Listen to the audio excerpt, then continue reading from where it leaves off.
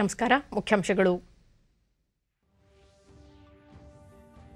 ಧರಣಿ ಪ್ರತಿಭಟನೆಯ ನಡುವೆ ವಿಧಾನಸಭೆಯಲ್ಲಿ ಬಜೆಟ್ಗೆ ಅನುಮೋದನೆ, ವಿತ್ತೀಯ ಹೊಣೆಗಾರಿಕೆ ಅಧಿನಿಯಮಕ್ಕೆ ತಿದ್ದುಪಡಿ, ಆರ್ಥಿಕ ಶಿಸ್ತು ಕಾಪಾಡಲು ಬದ್ಧ ಬಿಎಸ್ ಯಡಿಯೂರಪ್ಪ. ಖನಿಜಗಳ ಮೇಲಿನ ರಾಜಸ್ವ ಇಳಿಕೆ ಕುರಿತ ಅಧ್ಯಯನ ಸಮಿತಿಯ ವರದಿ ಪರಿಶೀಲನೆ, ಶೀಘ್ರದಲ್ಲೇ ನಿರ್ಧಾರ, ಸಚಿವ ಪ್ರಹ್ಲಾದ್ ಜೋಶಿ. ರಾಜ್ಯಸಭೆಯಲ್ಲಿ ಸಚಿವೆ ನಿರ್ಮಲಾ ಸೀತಾರಾಮನ್ ಅವರಿಂದ ಹಣಕಾಸು ಮಸೂದೆ 2021 ಮಂಡನೆ, ಚರ್ಚೆ ಆರಂಭ. 2025ರ ವೇಳೆಗೆ ಕರ್ನಾಟಕ ಕ್ಷಯರೋಗ ಮುಕ್ತ, ಸೂಕ್ತ ಕಾರ್ಯಯೋಜನೆ ಜಾರಿ, ಸಚಿವ ಡಾ ಕೆ ಸುಧಾಕರ್.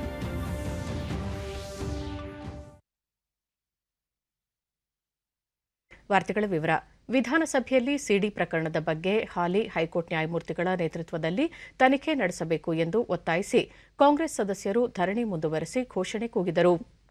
ಧರಣಿ ಪ್ರತಿಭಟನೆಗಳ ನಡುವೆಯೇ ಹಣಕಾಸು ಜವಾಬ್ದಾರಿ ಹೊತ್ತಿರುವ ಮುಖ್ಯಮಂತ್ರಿ ಬಿಎಸ್ ಯಡಿಯೂರಪ್ಪ ಬಜೆಟ್ ಮೇಲಿನ ಚರ್ಚೆಗೆ ಸರ್ಕಾರದ ಪರವಾಗಿ ಉತ್ತರ ನೀಡಿದರು. ಕಳೆದ 1 ವರ್ಷದಲ್ಲಿ ಕೋವಿಡ್-19ರಿಂದಾಗಿ ಸ್ಥಗಿತಗೊಂಡಿದ್ದ ಆರ್ಥಿಕತೆ ಇದೀಗ ಚೇತರಿಸಿಕೊಳ್ಳುತ್ತಿದೆ. ಹೊಸ ಸವಾಲುಗಳನ್ನು ಎದುರಿಸುವ ಅನಿವಾರ್ಯತೆಯಲ್ಲಿ ನಾವಿದ್ದು, ಸೋಂಕು ನಿಯಂತ್ರಣದ ಜೊತೆಗೆ ಆರ್ಥಿಕ, ಸಾಮಾಜಿಕ, ಶೈಕ್ಷಣಿಕ ಚಟುವಟಿಕೆಗಳನ್ನು ಸಹ ಮುಂದುವರಿಸುತ್ತೇವೆ ಎಂದರು. ಅಲ್ಲದೆ 3ನೇ ಕಂತಿನ ಅನುದಾನದ ಬೇಡಿಕೆಗಳನ್ನು ಮಂಡಿಸಿದರು. ಧರಣಿ ನಡುವೆಯೇ ಅನುದಾನದ ಬೇಡಿಕೆಗಳು 2021-22ನೇ ಸಾಲಿನ ಬಜೆಟ್ಗೆ ಸದನದಲ್ಲಿ ಅನುಮೋದನೆ ನೀಡಲಾಯಿತು. ಕೋವಿಡ್-19 ಎರಡನೇ ಅಲೆ ಅಪ್ಪಳಿಸಿದೆ. ಈ ಹಿನ್ನೆಲೆಯಲ್ಲಿ 15/3/2021 ನಾನು ಪರಿಣಿತರ ಮತ್ತು ಅಧಿಕಾರಿಗಳ ಸಭೆ ನಡೆಸಿ ಸಲಹೆಗಳನ್ನು ಪಡೆದುಕೊಂಡು ಸೋಂಕು ಹರಡದಂತೆ ನಿಯಂತ್ರಿಸುವುದು ಹಾಗೂ ಲಸಿಕೆ ಅಭಿಯಾನ ಹೆಚ್ಚಿಸಲು ಕ್ರಮ ಕೈಗೊಂಡಿದ್ದೇನೆ. ದಿನಾಂಕ 17/3/2021 ಪ್ರಧಾನಿ ನರೇಂದ್ರ ಮೋದಿಯವರು ಮುಖ್ಯಮಂತ್ರಿಗಳಿಗೆ ನಡೆಸಿದ ವರ್ಚುವಲ್ ಸಭೆಯಲ್ಲಿ ರಾಜ್ಯದ ಪರಿಸ್ಥಿತಿ ಬಗ್ಗೆ ಗಮನ ಸೆಳೆದು ಕೇಂದ್ರದ ಮಾರ್ಗಸೂಚಿಯನ್ನು ಚಾಚು ತಪ್ಪದೆ ಅನುಷ್ಠಾನಗೊಳಿಸುವ ಭರವಸೆ ನೀಡಿ ಅದರಂತೆ ಕ್ರಮ ವಹಿಸಲಾಗಿದೆ. ಸುಮಾರು 1 ವರ್ಷದ ಅವಧಿಯಲ್ಲಿ ಕೋವಿಡ್ ಹಾವಳಿಯಿಂದ ಸ್ಥಗಿತಗೊಂಡಿದ್ದ ಆರ್ಥಿಕತೆ ಪುನಶ್ಚೇತನಗೊಂಡಿರುವ ಸಂದರ್ಭದಲ್ಲಿ ಹೊಸ ಸವಾಲುಗಳನ್ನು ಎದುರಿಸುವ ಅನಿವಾರ್ಯತೆ ಎದುರಾಗಿದೆ. ಇದನ್ನು ಧೈರ್ಯವಾಗಿ ನಾವು ಎದುರಿಸುತ್ತೇವೆ. ರಾಜ್ಯದ ಜನತೆ ಸರ್ಕಾರದೊಂದಿಗೆ ಸಹಕರಿಸಿ ಅಗತ್ಯವಾದ ಎಲ್ಲ ಮುನ್ನೆಚ್ಚರಿಕೆ ಕ್ರಮ ಕೈಗೊಂಡಲ್ಲಿ ಈ ಸಾಂಕ್ರಾಮಿಕವನ್ನು ನಿಯಂತ್ರಿಸಿ ಆರ್ಥಿಕ, ಸಾಮಾಜಿಕ ಮತ್ತು ಶೈಕ್ಷಣಿಕ ಚಟುವಟಿಕೆಗಳನ್ನು ಸಹಜವಾಗಿ ನಡೆಸಲು ಅಗತ್ಯ ವಾತಾವರಣ ಸೃಷ್ಟಿಸಲು ಸಾಧ್ಯ. ಆದ್ದರಿಂದ ಜನತೆ ಕೋವಿಡ್ ಸಂಬಂಧ ಸರ್ಕಾರ ವಿಧಿಸಿರುವ ಕಟ್ಟುಪಾಡುಗಳನ್ನು ತಪ್ಪದೇ ಪಾಲಿಸುವಂತೆ ಮನವಿ ಮಾಡುತ್ತೇನೆ. ಗುಂಪಿನಲ್ಲಿ ಈ ರೀತಿ ಮಾತಾಡ್ತಾ ಇದ್ದೀರಲ್ಲ, ಮುಖ್ಯಮಂತ್ರಿಗಳ ಉತ್ತರ ಅಂದ್ರೆ ಅದಕ್ಕೊಂದು ಗಂಭೀರತೆ ಇದೆ ತಾನೇ. ಬಜೆಟ್ ಮೇಲಿನ ಉತ್ತರ ಅಂದ್ರೆ ಎಲ್ಲ ಇಲಾಖೆಗಳ ಬಗ್ಗೆ ಹೇಳಿದ್ದಾರೆ.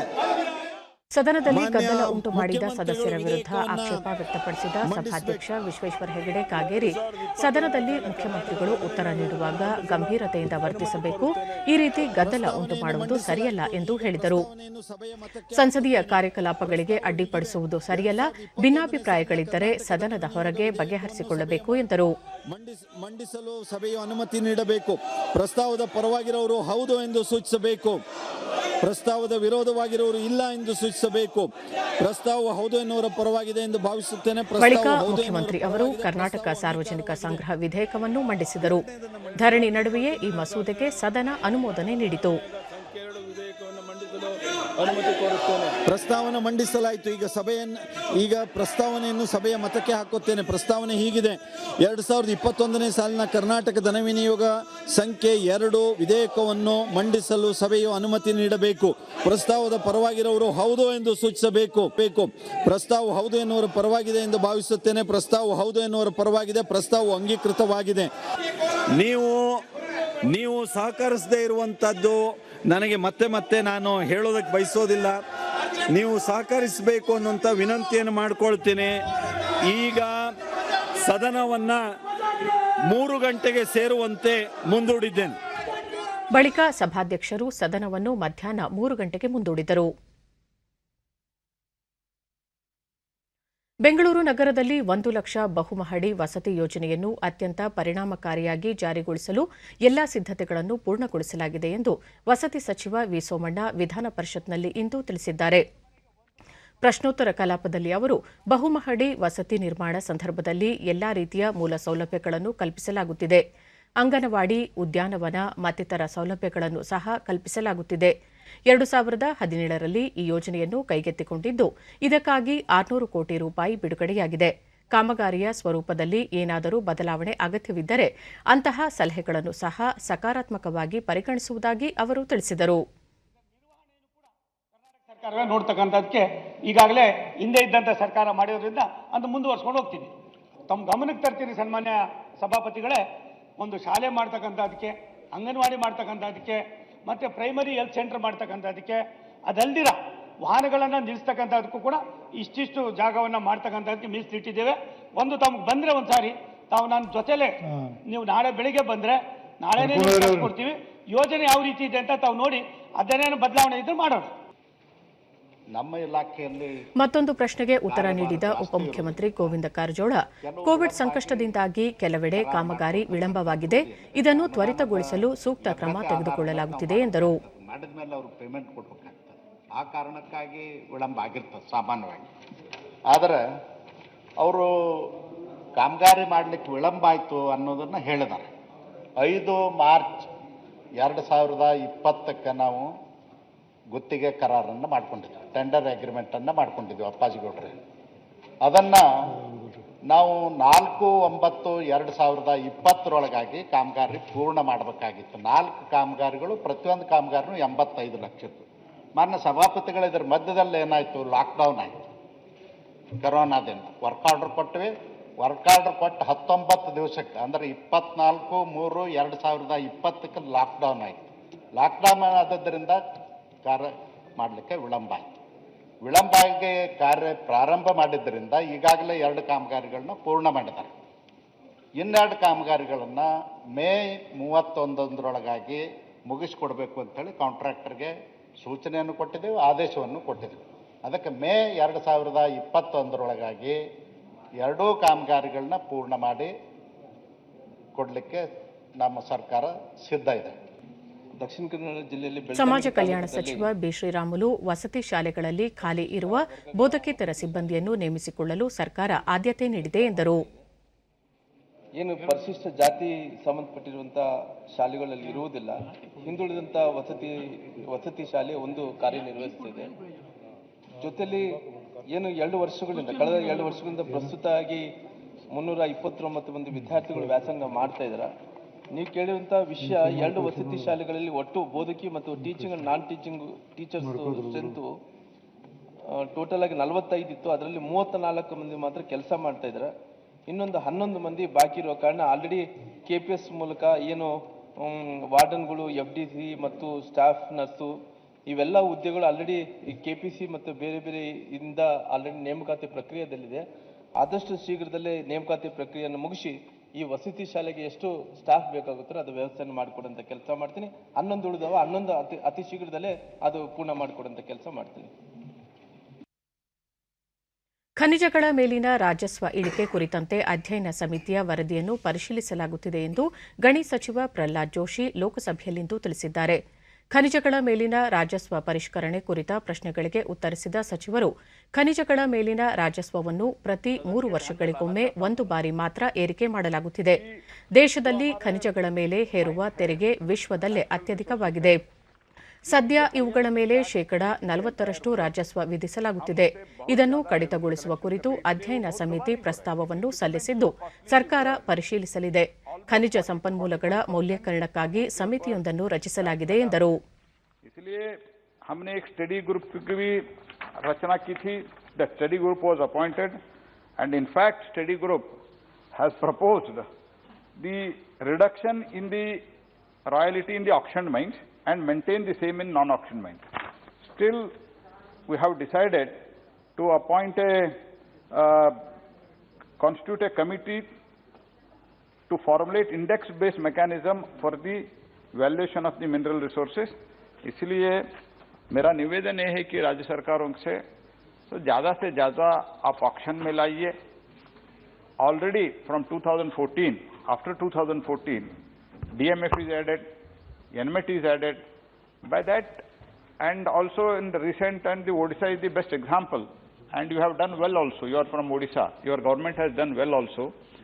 Auction and in the overall mineral sector, they have done well, and very good amount of revenue they are receiving out of that. अभी डेडिकेटेड फ्रेट कॉरिडोर शुरू होने जा रहे हैं.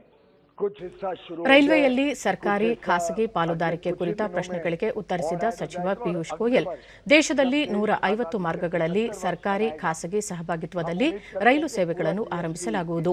ಇದರಿಂದ ಅಪಾರ ಸಂಖ್ಯೆಯ ಉದ್ಯೋಗ ಸೃಷ್ಟಿಯಾಗಲಿದ್ದು, ಈಗಿರುವ ಸಿಬ್ಬಂದಿಗೂ ಉದ್ಯೋಗ ನಷ್ಟವಾಗುವುದಿಲ್ಲ. ರೈಲ್ವೆ ಸಿಬ್ಬಂದಿಯ ಹಕ್ಕುಗಳ ರಕ್ಷಣೆಗೆ ಸರ್ಕಾರ ಬದ್ಧವಾಗಿದೆ. ಈಗಾಗಲೇ ತೇಜಸ್ ರೈಲು ಉತ್ತಮ ಸೌಲಭ್ಯದೊಂದಿಗೆ ಸೇವೆ ಸಲ್ಲಿಸುತ್ತಿದೆ ಎಂದರು. ಈಗಾಗಲೇ ಸರಕು ಸಾಗಾಣಿಕೆಯಲ್ಲೂ ಸರ್ಕಾರಿ ಖಾಸಗಿ ಪಾಲುದಾರಿಕೆ ಅನುಸರಿಸಲಾಗುತ್ತಿದ್ದು, ರೈಲ್ವೆ ಕಾರಿಡಾರ್ಗಳು ಪೂರ್ಣಗೊಂಡ ನಂತರ ಈ ರೈಲು ಸೇವೆಗಳ ಸಂಖ್ಯೆಯನ್ನು ಹೆಚ್ಚಿಸಲಾಗುವುದು ಎಂದರು.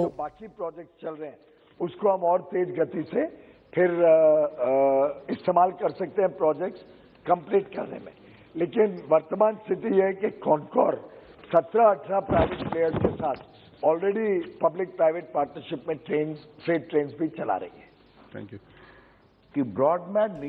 ರಾಷ್ಟ್ರೀಯ ಬ್ರಾಡ್ಬ್ಯಾಂಡ್ ಮಿಷನ್ ಕುರಿತ ಪ್ರಶ್ನೆಗಳಿಗೆ ಉತ್ತರಿಸಿದ ಸಂಪರ್ಕ ಖಾತೆ ಸಚಿವ ರವಿಶಂಕರ್ ಪ್ರಸಾದ್, ಈ ಮಿಷನ್ ಅಡಿ ಸಂಪರ್ಕ ಮೂಲಸೌಕರ್ಯವನ್ನು ಹೆಚ್ಚಿಸಲಾಗುತ್ತಿದ್ದು, 90,000 ಕೋಟಿ ರೂಪಾಯಿ ವೆಚ್ಚದಲ್ಲಿ ಗ್ರಾಮೀಣ ಮತ್ತು ನಗರ ಪ್ರದೇಶಗಳಿಗೆ ಆಪ್ಟಿಕಲ್ ಫೈಬರ್ ಒದಗಿಸಲಾಗುತ್ತಿದೆ. ದೇಶದಲ್ಲಿ ಡೇಟಾ ಬಳಕೆ ಹೆಚ್ಚಾಗುತ್ತಿರುವ ಹಿನ್ನೆಲೆಯಲ್ಲಿ ಬೇಡಿಕೆಯನ್ನು ಪೂರೈಸಲು ಸರ್ಕಾರ ಈ ಯೋಜನೆಯಡಿ ಕ್ರಮ ಕೈಗೊಂಡಿದೆ ಎಂದರು. Therefore, we are providing 70,000 crore from our USOFO, and that will be done, suppose in Northeast, in gap areas, we keep on giving funding. Data consumption, जो जुलाई 2019 में सिर्फ 60 टेराबाइट था, वो आज 1785 टेराबाइट पर मंथ हो गया है सर. ये उसकी उपलब्धता बढ़ी है क्योंकि लोग उसको कंज्यूम कर रहे हैं. और सर, हम लोगों ने FTTH कनेक्शन सर गांव में 4,86,040 to schools, to Anganwadis, to post office, to health welfare center, police station, animal husbandry, ration shop सबको दिया है. और जिसमें प्राइवेट में दिया है sir 1,22,039. All this shows increasing trend of data consumption because of BharatNet. ಆರೋಗ್ಯ ರಕ್ಷಣೆ ಮತ್ತು ಸಂಬಂಧಿತ ವೃತ್ತಿಯ ರಾಷ್ಟ್ರೀಯ ಆಯೋಗ ಮಸೂದೆಯನ್ನು ಪರಿಶೀಲನೆ ಮತ್ತು ಅಂಗೀಕಾರಕ್ಕಾಗಿ ಆರೋಗ್ಯ ಸಚಿವ ಡಾ ಹರ್ಷವರ್ಧನ್ ಸದನದಲ್ಲಿ ಮಂಡಿಸಿದರು. ಕೋವಿಡ್ ಸಾಂಕ್ರಾಮಿಕ ವೇಳೆ ವೈದ್ಯರಲ್ಲದೆ ಪ್ರಯೋಗಾಲಯ, ತಂತ್ರಜ್ಞರು, ರಕ್ತ ಮಾದರಿ ಪರೀಕ್ಷೆ ನಡೆಸುವವರು, ಫಿಸಿಯೋಥೆರಪಿ ತಜ್ಞರು ಸೇರಿದಂತೆ ಅನೇಕ ವೃತ್ತಿಪರರು ಸೋಂಕಿತರಿಗೆ ಪ್ರಾಣಭಯ ತೊರೆದು ಚಿಕಿತ್ಸೆ ನಡೆಸುತ್ತಿದ್ದಾರೆ. ಸದ್ಯ 56 ವಿವಿಧ ಆರೋಗ್ಯ ರಕ್ಷಣೆ ಮತ್ತು ಸಂಬಂಧಿತ ವೃತ್ತಿಪರರಿದ್ದಾರೆ. ಇವರೆಲ್ಲರೂ ಅಸಂಘಟಿತರಾಗಿರುವುದರಿಂದ ಇವರಿಗೆ ಸುರಕ್ಷತೆ ಮತ್ತು ಕೌಶಲ್ಯ ತರಬೇತಿ ಒದಗಿಸುವ ನಿಟ್ಟಿನಲ್ಲಿ ಈ ಮಸೂದೆ ಜಾರಿಗೆ ತರಲಾಗುತ್ತಿದೆ ಎಂದರು. If not more, a critical part of the healthcare system as the doctor himself.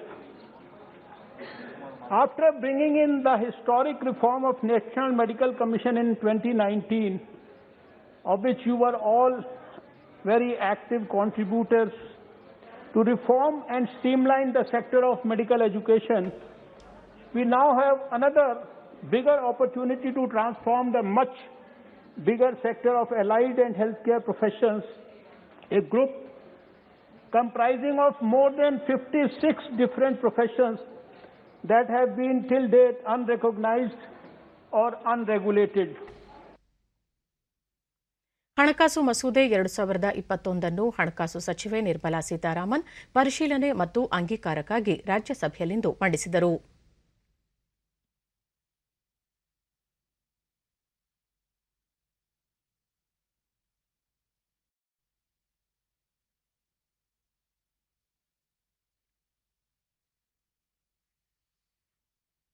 Shrimati Nirmala Sitharaman ji, please finance bill.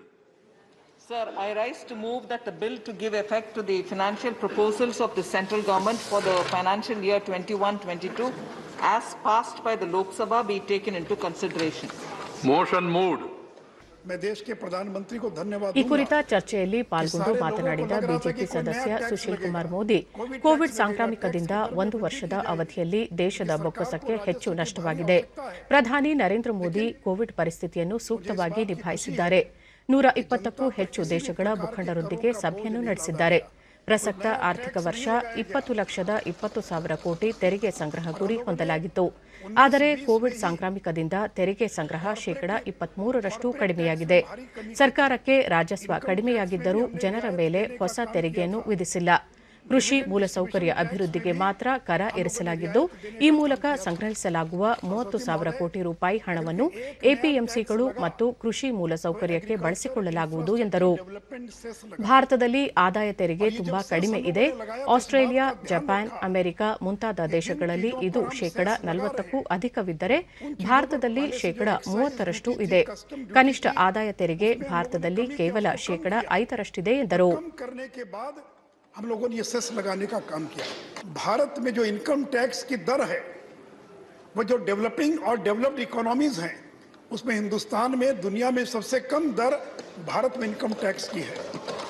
जहां अमेरिका में इनकम टैक्स की जो मैक्सिमम दर है वो 40% है। Australia, UK, Japan, China, South Africa, इन सभी देशों में 45% इनकम टैक्स का हाईएस्ट स्लैब है, और जबकि इंडिया में यह केवल 30% है, केवल 30% है। और जो मिनिमम स्लैब है यूनाइटेड स्टेट्स में 10%, ऑस्ट्रेलिया में 19%, कनाडा में 15%, यूके में 20%, साउथ अफ्रीका में 18%, और भारत में जो इनकम टैक्स का जो लोएस्ट स्लैब है वो केवल 5% है।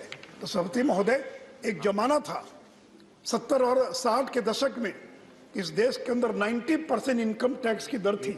आज हम घटाकर इसको 30% पर लाए हैं, और ये दुनिया के तमाम विकसित देशों की तुलना में हमारा जो इनकम टैक्स का रेट, चाहे वो मिनिमम हो या मैक्सिमम हो, हमने सबसे कम रखने का काम किया है। 45 ವರ್ಷ ಮೇಲ್ಪಟ್ಟ ಎಲ್ಲರಿಗೂ ಏಪ್ರಿಲ್ 1ರಿಂದ ಕೋವಿಡ್ ಲಸಿಕೆ ನೀಡುವ ಕೇಂದ್ರ ಸರ್ಕಾರದ ತೀರ್ಮಾನದ ಹಿನ್ನೆಲೆಯಲ್ಲಿ ಕೇಂದ್ರ ಆರೋಗ್ಯ ಇಲಾಖೆ ಕಾರ್ಯದರ್ಶಿ ರಾಜೇಶ್ ಭೂಷಣ್ ರಾಜ್ಯ ಸರ್ಕಾರಗಳಿಗೆ ಪತ್ರ ಬರೆದು ಸೂಕ್ತ ವ್ಯವಸ್ಥೆ ಮಾಡುವಂತೆ ಸೂಚಿಸಿದ್ದಾರೆ.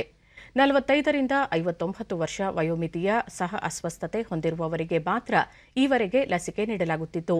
ಇದೀಗ ಕೇಂದ್ರ ಸರ್ಕಾರದ ತೀರ್ಮಾನದ ಹಿನ್ನೆಲೆಯಲ್ಲಿ ಏಪ್ರಿಲ್ 1ರಿಂದ ಇದಕ್ಕಾಗಿ ಸೂಕ್ತ ವ್ಯವಸ್ಥೆ ಮಾಡಬೇಕು.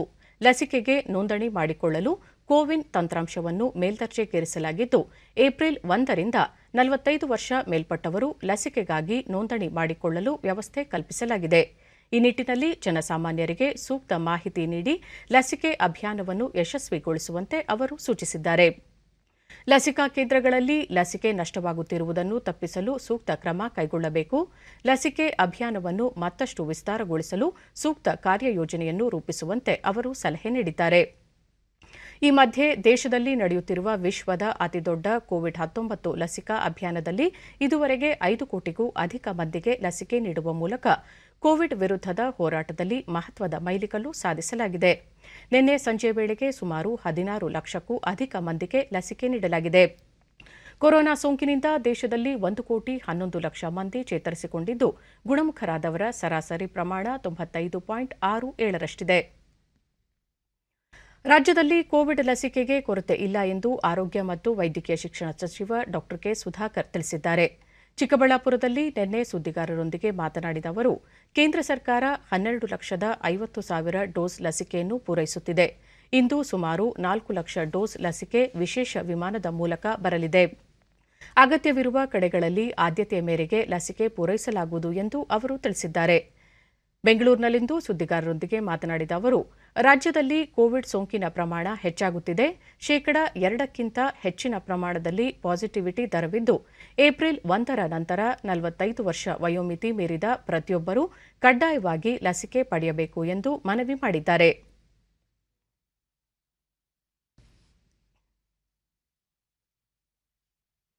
ಏಪ್ರಿಲ್ 1ರಿಂದ 45 ವರ್ಷ ಮೇಲ್ಪಟ್ಟ ಎಲ್ಲ ನಾಗರಿಕರಿಗೂ ಲಸಿಕೆ ನೀಡುವ ಕೇಂದ್ರ ಸಚಿವ ಸಂಪುಟದ ತೀರ್ಮಾನವನ್ನು ಸ್ವಾಗತಿಸುವುದಾಗಿ ಮುಖ್ಯಮಂತ್ರಿ ಬಿಎಸ್ ಯಡಿಯೂರಪ್ಪ ತಿಳಿಸಿದ್ದಾರೆ. ಕೇಂದ್ರದ ಈ ತೀರ್ಮಾನದಿಂದ ಕೋವಿಡ್ ವಿರುದ್ಧದ ನಮ್ಮ ಹೋರಾಟಕ್ಕೆ ಹೆಚ್ಚಿನ ಶಕ್ತಿ ದೊರೆತಿದೆ. 45 ವರ್ಷ ಮೇಲಿನ ಎಲ್ಲ ನಾಗರಿಕರು ಲಸಿಕೆ ಹಾಕಿಸಿಕೊಳ್ಳಲು ತಮ್ಮ ಹೆಸರು ನೋಂದಾಯಿಸಿಕೊಳ್ಳಬೇಕು ಎಂದು ಟ್ವೀಟ್ ಮೂಲಕ ಮನವಿ ಮಾಡಿದ್ದಾರೆ. ಗಡಿ ಜಿಲ್ಲೆ ಚಾಮರಾಜನಗರದಲ್ಲಿ ಕೊರೋನಾ ಸೋಂಕು ನಿಯಂತ್ರಣಕ್ಕೆ ಕಟ್ಟುನಿಟ್ಟಿನ ಕ್ರಮಗಳನ್ನು ಕೈಗೊಳ್ಳಲಾಗಿದೆ. ಕೋವಿಡ್ ಮಾರ್ಗಸೂಚಿಗಳನ್ನು ಸಾರ್ವಜನಿಕರು ಕಡ್ಡಾಯವಾಗಿ ಪಾಲಿಸುವಂತೆ ಸೂಚಿಸಲಾಗಿದೆ. ಅಲ್ಲದೆ ಕೇರಳದಿಂದ ರಾಜ್ಯ ಪ್ರವೇಶಿಸುವ ಪ್ರತಿಯೊಬ್ಬರೂ ಆರ್ಟಿಪಿಸಿಆರ್ ವರದಿ ತರುವುದು ಕಡ್ಡಾಯವಾಗಿದೆ. ಚೆಕ್ಪೋಸ್ಟ್ಗಳಲ್ಲಿ ವ್ಯಾಪಕ ತಪಾಸಣೆ ನಡೆಸಲಾಗುತ್ತಿದೆ.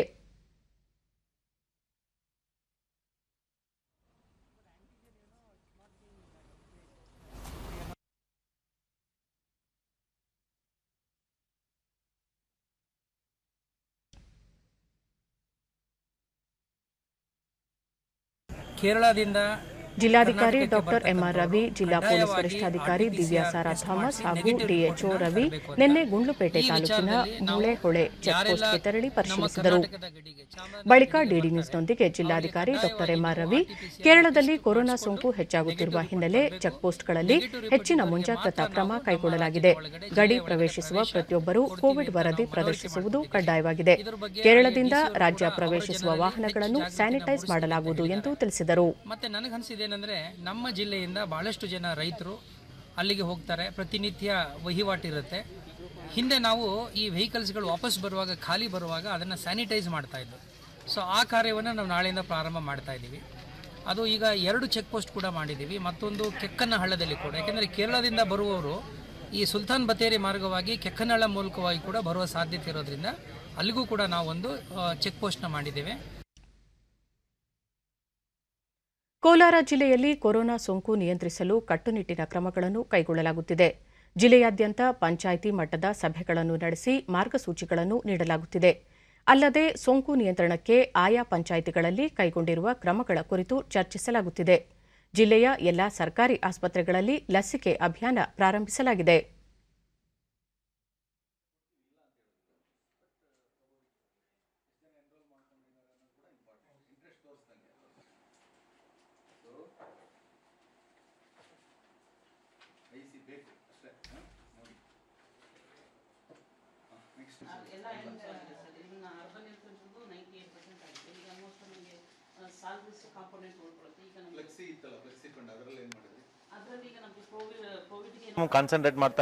ಡಿಡಿ ನ್ಯೂಸ್ನೊಂದಿಗೆ ಜಿಲ್ಲಾಧಿಕಾರಿ ಡಾಕ್ಟರ್ ಸೆಲ್ವಮಣಿ ಕೊರೋನಾ ಸೋಂಕು ಮತ್ತು ಮಾರ್ಗಸೂಚಿಗಳ ಕುರಿತು ಸಾರ್ವಜನಿಕರಲ್ಲಿ ಜಾಗೃತಿ ಮೂಡಿಸಲಾಗುತ್ತಿದೆ. ಜಿಲ್ಲೆಯಲ್ಲಿ ಹೆಚ್ಚಿನ ಸಂಖ್ಯೆಯಲ್ಲಿ ಕೊರೋನಾ ತಪಾಸಣೆ ನಡೆಸಲಾಗುತ್ತಿದೆ ಎಂದರು. ಎರಡನೆಯದು ಈಗ ವ್ಯಾಕ್ಸಿನೇಷನ್ ಈಗ 60 ವಯಸ್ಸಿಗಿಂತ ಜಾಸ್ತಿ ಇರುವವರೆಗೂ ಉಚಿತವಾಗಿ ನಮ್ಮ ಸರ್ಕಾರಿ ಎಲ್ಲ ಸಂಸ್ಥೆಯಲ್ಲಿನೂ ಕೂಡ ಸರ್ಕಾರಿ PH ಇರಲಿ, CS ಇರಲಿ ಅಥವಾ ನಮ್ಮ ತಾಲೂಕು ಹಾಸ್ಪಿಟಲ್ ಮತ್ತು ಗೌರ್ಮೆಂಟ್ ಹಾಸ್ಪಿಟಲ್ ಎಲ್ಲದಲ್ಲಿನೂ ಕೂಡ ಉಚಿತವಾಗಿ ಕೊಡ್ತಾ ಇದ್ದೀವಿ. ಅದಿಲ್ಲದ್ರೆ 45 to 59 ಇರೋವರೆಗೂ ಕೂಡ ಕೋಮಾಬಿಡಿಟಿ ಇರೋವರೆಗೂ ಕೊಡ್ತಾ ಇದ್ದೀವಿ. ವ್ಯಾಕ್ಸಿನೇಷನ್ ಈಗ ಜಾಸ್ತಿ ಮಾಡ್ತಾ ಇದ್ದೀವಿ. ಈಗಾಗಲೇ ಸುಮಾರು ಒಂದು 25% ನಾವು 60 ವಯಸ್ಸಿಗೆ ಮೇಲ್ಪಟ್ಟವರೆಗೂ ಕವರ್ ಮಾಡಿದ್ದೀವಿ. ಸೊ ಉಳಿದಿರೋನ್ನು ಕೂಡ ನಾವು ಕವರ್ ಮಾಡ್ತೀವಿ ಆದಷ್ಟು ಬೇಗ. ಅದಿಲ್ಲದ್ರೆ ಜನರಿಗೂ ಕೂಡ ನಾವು 2 ವಿಚಾರಗಳು ಹೇಳ್ತಾ ಇರೋದು ಏನೋ ಅಂತ, ಮಾಸ್ಕ್ ಧರಿಸಲ್ಲದ್ರೆ ಹೊರಗೆ ಹೋಗಬೇಡ, ಎರಡನೇದು ಸಾಮಾಜಿಕ ಅಂತರವನ್ನು ಕಾಪಾಡಬೇಕು.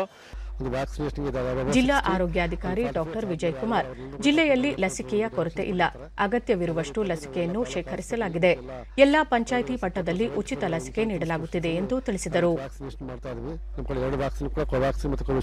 ಅವೈಲಬಿಲಿಟಿ ಇರ್ತದೆ. ಸೊ ಯಾವುದೇ ಸಾರ್ವಜನಿಕರಲ್ಲಿ ವಿನಂತಿ ಮಾಡ್ಕೊಳ್ಳೋದೇನೆಂದ್ರೆ ನಮ್ಮಲ್ಲಿ ಆಕ್ಚುಲಿ ವ್ಯಾಕ್ಸಿನ್ ಯಾವುದೇ ಥರ ಸ್ಟಾಕ್ ಕಡಿಮೆ ಏನಿಲ್ಲ, ನಮಗೆ ಬೇಕಾದ ಸ್ಟಾಕ್ ಇದೆ. ದಯವಿಟ್ಟು ಎಲ್ಲರೂ ಬಂದು ಈ ಒಂದು ವ್ಯಾಕ್ಸಿನೇಷನ್ ಹಾಕೊಳ್ಳೋದ್ರಿಂದ ನಾವು ಮುಂದೆ ಈ ಒಂದು ಕೋವಿಡ್ ಏನು ಹರಡೋದನ್ನು ತಡೆಗಟ್ಟಬಹುದು. ಮುಖ್ಯವಾಗಿ ನಮ್ಮ ಅಬೌವ್ 60 ಅವ್ರನ್ನ ನಾವು ಸೇಫ್ ಗಾರ್ಡ್ ಮಾಡಬೇಕು ಮತ್ತು ಅವರ ಹೆಲ್ತ್ ಕೂಡ ನೋಡ್ಕೋಬೇಕಾಗುತ್ತೆ. ಕಲಬುರಗಿ ಜಿಲ್ಲೆಯಲ್ಲಿ ಕೋವಿಡ್ 2ನೇ ಅಲೆ ಹೆಚ್ಚುತ್ತಿರುವ ಹಿನ್ನೆಲೆಯಲ್ಲಿ ಸೋಂಕು ನಿಯಂತ್ರಿಸಲು ಜಿಲ್ಲಾಡಳಿತ ಕಟ್ಟುನಿಟ್ಟಿನ ಕ್ರಮ ಕೈಗೊಂಡಿದೆ.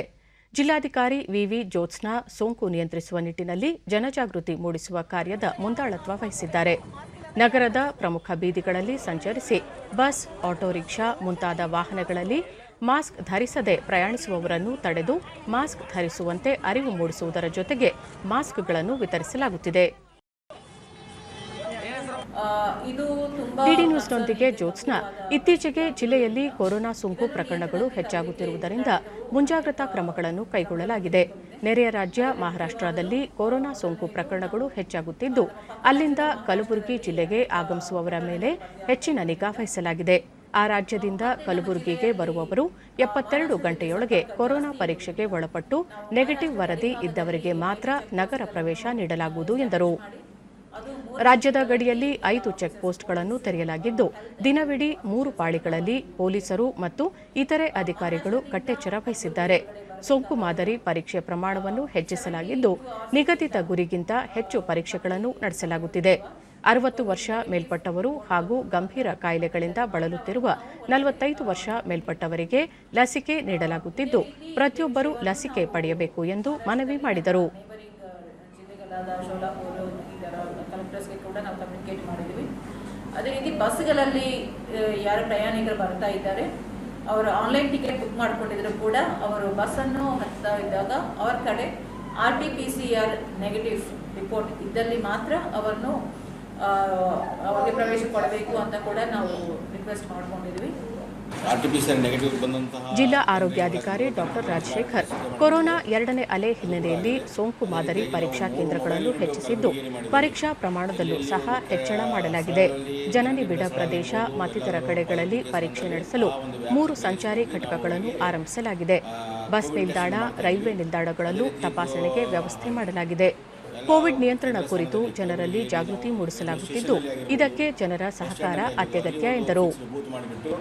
ಅಲ್ಲಿ ಒಂದು ಪೊಲೀಸರ ಸಹಾಯದಿಂದ ಹಾಗೂ ಕಾರ್ಪೊರೇಷನ್ ಅವರ ಸಹಾಯದಿಂದ ನಾವು ತಪಾಸಣೆ ಒಂದು ಮಾದರಿ ತಪಾಸಣೆಯನ್ನು ಸಂಗ್ರಹ ಮಾಡ್ತಾ ಇದ್ದೀವಿ. ಎಲ್ಲರೂ ಒಂದು ಕೋವಿಡ್ ತಪಾಸಣೆ ಆಗಿರ್ಬೋದು, ಕೋವಿಡ್ ವ್ಯಾಕ್ಸಿನ್ ಆಗಿರ್ಬೋದು ಹಾಕಿಕೊಂಡು ಮಾದರಿ ಪರೀಕ್ಷೆ ಮಾಡಿಸ್ಕೊಂಡು ಕೊರೋನಾ ಹೋಗಲಾಡಿಸುವಲ್ಲಿ ಯಶಸ್ವಿಗೊಳಿಸ್ತೀರಿ ಅಂತ ನಾನು ಕೋರಿಸ್ತೇನೆ. ದೇಶದಲ್ಲಿ ಕಳೆದ 24 ಗಂಟೆಗಳಲ್ಲಿ 47,262 ಹೊಸ ಕೋವಿಡ್-19 ಪ್ರಕರಣಗಳು ಬೆಳಕಿಗೆ ಬಂದಿವೆ. ಇದರೊಂದಿಗೆ 23,907 ಮಂದಿ ಗುಣಮುಖರಾಗುವುದರೊಂದಿಗೆ 275 ಮಂದಿ ಮೃತಪಟ್ಟಿದ್ದಾರೆ. ಇದರೊಂದಿಗೆ ದೇಶದಲ್ಲಿ ಒಟ್ಟು ಸೋಂಕಿತರ ಸಂಖ್ಯೆ 1,17,34,058ಕ್ಕೆ ಏರಿಕೆಯಾಗಿದೆ ಎಂದು ಕೇಂದ್ರ ಆರೋಗ್ಯ ಸಚಿವಾಲಯ ತಿಳಿಸಿದೆ. ಇದುವರೆಗೆ 1,12,05,160 ಮಂದಿ ಗುಣಮುಖರಾಗುವುದರೊಂದಿಗೆ ಚೇತರಿಕೆಯ ಪ್ರಮಾಣ ಶೇಕಡಾ 95.49ಕ್ಕೆ ಏರಿಕೆಯಾಗಿದೆ. ಒಟ್ಟು 3,68,457 ಸಕ್ರಿಯ ಪ್ರಕರಣಗಳಿದ್ದು ಶೇಕಡಾ 3.14ರಷ್ಟಿದೆ. ಇದುವರೆಗೆ 1,60,441 ಮಂದಿ ಮೃತಪಟ್ಟಿದ್ದು ಈ ಪ್ರಮಾಣ ಶೇಕಡಾ 1.37ರಷ್ಟಿದೆ. ಇಂದು ವಿಶ್ವ ಕ್ಷಯರೋಗ ದಿನ. ಕ್ಷಯರೋಗದ ವಿರುದ್ಧ ಎಲ್ಲೆಡೆ ಜನಜಾಗೃತಿ ಹಮ್ಮಿಕೊಳ್ಳಲಾಗುತ್ತಿದೆ. 1882ರಲ್ಲಿ ಡಾಕ್ಟರ್ ರಾಬರ್ಟ್ ಕೋಚ್ ಅವರು ಕ್ಷಯರೋಗಕ್ಕೆ ಕಾರಣವಾದ ಬ್ಯಾಕ್ಟೀರಿಯಾ ಪತ್ತೆ ಮಾಡಿದ್ದು ಇದರಿಂದ ಕ್ಷಯ ಪತ್ತೆ ಮತ್ತು ರೋಗ ನಿಯಂತ್ರಣದಲ್ಲಿ ಮಹತ್ವದ ಪಾತ್ರ ವಹಿಸಿತ್ತು. ಕ್ಷಯರೋಗ ಗುಣಮುಖವಾಗುವ ಆರೋಗ್ಯ ಸಮಸ್ಯೆಯಾಗಿದ್ದು ಇದಕ್ಕೆ ಸೂಕ್ತ ಚಿಕಿತ್ಸೆ ಪಡೆಯುವುದು ಅತ್ಯಂತ ಅಗತ್ಯ. ಈ ಬಾರಿ ಕೋವಿಡ್-19 ಸಂದರ್ಭದಲ್ಲೂ ಟಿಬಿ ವಿರುದ್ಧದ ಹೋರಾಟದಲ್ಲಿ ನಿರ್ಲಕ್ಷ್ಯ ತೋರಬಾರದು ಎಂಬ ಧ್ಯೇಯವಾಕ್ಯದೊಂದಿಗೆ ಜನಜಾಗೃತಿ ಮೂಡಿಸಲಾಗುತ್ತಿದೆ. ಕ್ಷಯರೋಗದಿಂದ ಪ್ರತಿನಿತ್ಯ 4,000ಕ್ಕೂ ಹೆಚ್ಚು ಮಂದಿ ಸಾವನ್ನಪ್ಪುತ್ತಿದ್ದು ಸರಾಸರಿ 28,000 ಜನ ಅನಾರೋಗ್ಯಕ್ಕೆ ಒಳಗಾಗುತ್ತಿದ್ದಾರೆ. ಈ ವ್ಯಾಧಿಯಿಂದ ಕಳೆದ 20 ವರ್ಷಗಳಲ್ಲಿ 634 ದಶಲಕ್ಷ ಜೀವಗಳನ್ನು ರಕ್ಷಿಸಲಾಗಿದೆ ಎಂದು ವಿಶ್ವ ಆರೋಗ್ಯ ಸಂಸ್ಥೆ ತಿಳಿಸಿದೆ. ರಾಜ್ಯದಲ್ಲೂ ಕೂಡ ಹಲವು ಜನಜಾಗೃತಿ ಕಾರ್ಯಕ್ರಮಗಳನ್ನು ಹಮ್ಮಿಕೊಳ್ಳಲಾಗಿದೆ. 2025ರ ವೇಳೆಗೆ ರಾಜ್ಯದಲ್ಲಿ ಕ್ಷಯರೋಗವನ್ನು ನಿರ್ಮೂಲನೆ ಮಾಡುವ ಗುರಿ ಹೊಂದಲಾಗಿದೆ.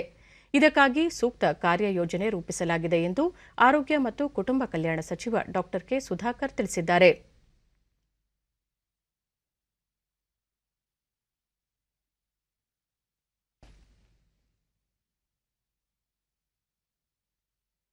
ರಾಷ್ಟ್ರಪತಿ ರಾಮನಾಥ್ ಕೋವಿಂದ್ ತಮ್ಮ ಸಂದೇಶದಲ್ಲಿ ವಿಶ್ವಸಂಸ್ಥೆಯ ಸುಸ್ಥಿರ ಅಭಿವೃದ್ಧಿ ಗುರಿಗಳಿಗೆ ಅನುಗುಣವಾಗಿ ಸಾರ್ವತ್ರಿಕ ಆರೋಗ್ಯ ವ್ಯಾಪ್ತಿಯ ಗುರಿ ಸಾಧಿಸಲು ಕೇಂದ್ರ ಸರ್ಕಾರ ಬದ್ಧವಾಗಿದೆ ಎಂದು ಹೇಳಿದ್ದಾರೆ.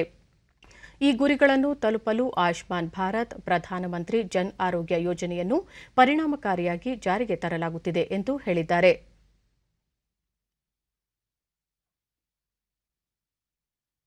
ಕೇಂದ್ರ ಆರೋಗ್ಯ ಸಚಿವ ಡಾ ಹರ್ಷವರ್ಧನ್ ಇಂದು ಮಧ್ಯಾಹ್ನ ಟಿಬಿ ವಿರುದ್ಧ ಜನಾಂದೋಲನಕ್ಕೆ ಚಾಲನೆ ನೀಡಲಿದ್ದಾರೆ. ದೆಹಲಿಯ ಅಂಬೇಡ್ಕರ್ ಅಂತಾರಾಷ್ಟೀಯ ಕೇಂದ್ರದಲ್ಲಿ ಆಯೋಜಿಸಿರುವ ಕಾರ್ಯಕ್ರಮದಲ್ಲಿ ಅವರು ಈ ಕುರಿತ ಅಭಿಯಾನವನ್ನು ಶುಭಾರಂಭ ಮಾಡಲಿದ್ದಾರೆ.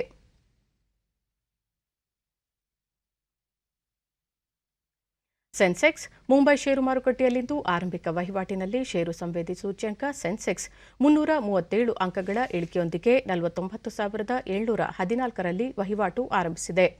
ರಾಷ್ಟ್ರೀಯ ಸಂವೇದಿ ಸೂಚ್ಯಂಕ ನಿಫ್ಟಿ ಸಹ 78 ಅಂಕಗಳ ಇಳಿಕೆಯೊಂದಿಗೆ 14,736ರಲ್ಲಿತ್ತು. ವಿದೇಶಿ ವಿನಿಮಯ ಮಾರುಕಟ್ಟೆಯಲ್ಲಿ ಭಾರತೀಯ ರೂಪಾಯಿ ಮೌಲ್ಯ 10 ಪೈಸೆ ಇಳಿಕೆಯ ನಂತರ ಪ್ರತಿ ಡಾಲರ್ ಬೆಲೆ 72.53ರಲ್ಲಿತ್ತು.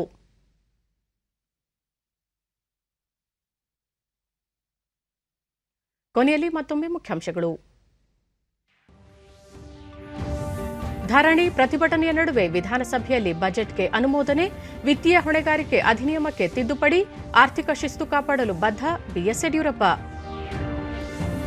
ಖನಿಜಗಳ ಮೇಲಿನ ರಾಜಸ್ವ ಇಳಿಕೆ ಕುರಿತ ಅಧ್ಯಯನ ಸಮಿತಿಯ ವರದಿ ಪರಿಶೀಲನೆ, ಶೀಘ್ರದಲ್ಲೇ ನಿರ್ಧಾರ, ಸಚಿವ ಪ್ರಹ್ಲಾದ್ ಜೋಶಿ.